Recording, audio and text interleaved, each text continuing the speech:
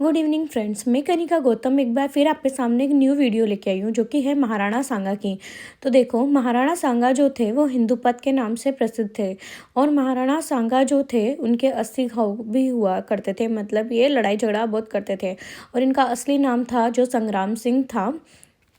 महाराणा सांगा के 4 भाई थे, पृथ्वीराज, जयमल, राज सिंह और महाराणा सांगा।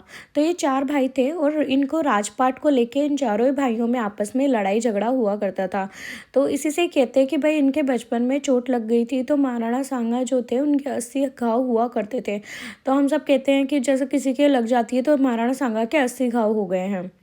तो इन चारों भाइयों में आपस में गद्दी को लेकर लड़ाई होती रहती थी, मतलब कौन शासन करेगा उसको लेकर आपस में बहुत संघर्ष हुआ। उसके बाद में जो फाइनल विजेता रहा वो महाराणा सांगा था। तो महाराणा सांगा जो थे वो गद्दी पर बैठे थे और उन्होंने शासन किया। संघर्ष में जीतने के बाद महाराणा सांगा मेवाड़ के शासक बने 1509 में। और इन्होंने शासन करना शुरू कर दिया 1509 में। और इन्होंने लड़ाइयाँ लड़ी, इन्होंने मुग़ल बादशाहों के साथ में लड़ाइयाँ लड़ी। जैसे इन्होंने बाबर के साथ लड़ाई लड़ी, इन्होंने इब्राहिम लोदी के साथ लड़ाई करी। तो इस हिसाब से इन्होंने बहुत सारे राजाओं के साथ, मुग़ल राजाओं के साथ लड़ाई लड़ी। और इसी हिसाब से ये हिंदुपत के नाम से भी प्रसिद्ध हुए। तो एक क्वेश्चन आता है कि हिंदुपत के नाम से कौन प्रसिद्ध हुआ है, तो महाराणा सांगा। 1517 ईस्वी में महाराणा सांगा ने 1517 ईस्वी में महाराणा सांगा ने खातौली, जो कि उस टाइम पे कोटा में था, उसके युद्ध में इब्राहिम लोदी को हराया जो कि मुग़ल बादशाह था। और इसके बाद बाड़ी धौलपुर के युद्ध में भी महाराणा सांगा ने इब्राहिम लोदी को हराया।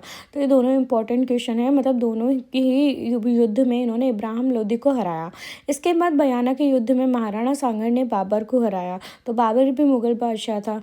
ठीक है, अब इसके बाद हम आगे बात करते हैं। लेकिन बाबर जो था बहुत फेमस था और उन्होंने फिर ये युद्ध का बदला लिया और उन्होंने खानवा का युद्ध किया। और खानवा के युद्ध में अब बाबर ने महाराणा सांगा को हराया और महाराणा सांगा बुरी तरीके से हार गया था।